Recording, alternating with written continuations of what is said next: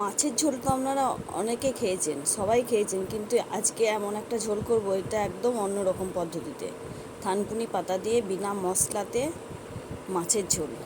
এটা খেয়ে শরীর ভালো থাকবে, পেট ভালো থাকবে। গরমে খুবই স্বাস্থ্যকর একটা খাবার। রেসিপিটা একটু দেখুন। এর জন্য নিয়েছি আমি এখানে বড় বড় 5 পিস মাছ। তাতে একটু নুন হলুদ মাখিয়ে নেব। বন্ধুরা, এই মাছের ঝোলটা খেয়ে ছোট বড় সবাই খেতে পারবেন। এই মাছটা ঝোলটা গরমের দিনে খুব ভালো একটা খাবার। আমার তো খুবই ভালো লাগে।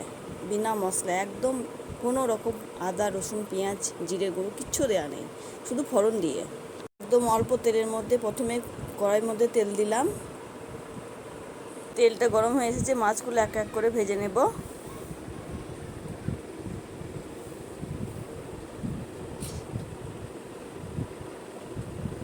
মাছগুলো ভাজা হয়ে গেছে। এবার আমি ওভেনের মধ্যে কড়াটা বসিয়ে সামান্য একটু তেল দেব, সরষের তেল।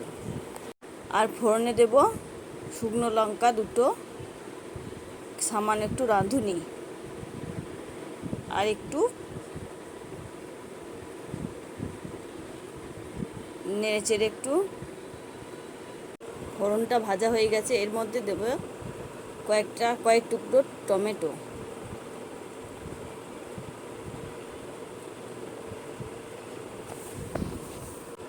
এর মধ্যে দিয়ে দেবো একটু সামান্য হলুদ,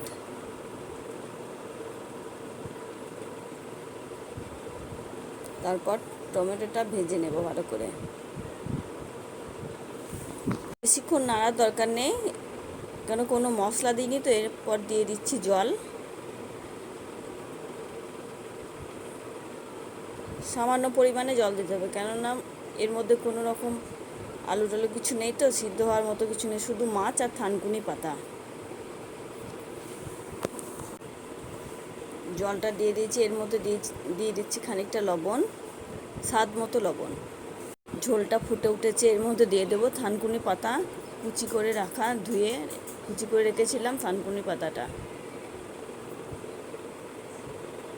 থানকুনি পাতাগুলো দেওয়ার পর ফুটে উঠেছে, এর মধ্যে দিয়ে দেবো মাছগুলো, ভেজে রাখা মাছগুলো।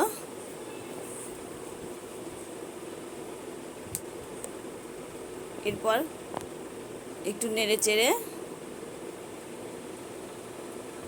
দেবো, যাতে মাছগুলো একটু জল পায়। তারপর এগুলো ঢেকে দেবো এটা কিছুক্ষণের জন্য, মিনিট 3 মতো ঢেকে রেখে ফুটতে দিয়েছিলাম। তারপর খুলে মাছটা একটু উল্টিয়ে দেব।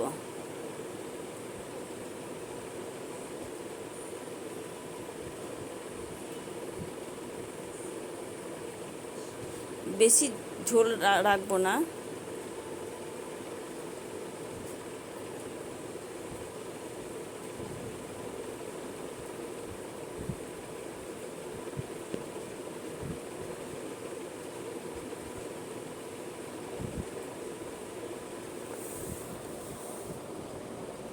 তারপর আবার খানিকক্ষণের জন্য ঢেকে রেখেছিলাম, আবার খুলে দেখি মাছটা হয়ে এসেছে। তারপর মাছটা হয়ে গেছে, এবার আমি ওভেনটা অফ করে নামিয়ে নেব। তারপর একটা পাত্রের মধ্যে এক এক করে নামিয়ে নেব।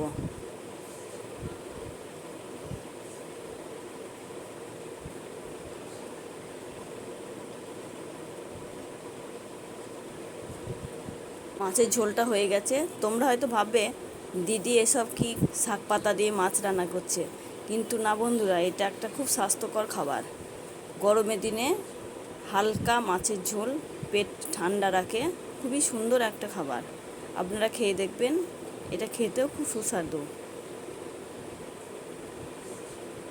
আমি বলছি খেয়ে দেখবেন। বাই।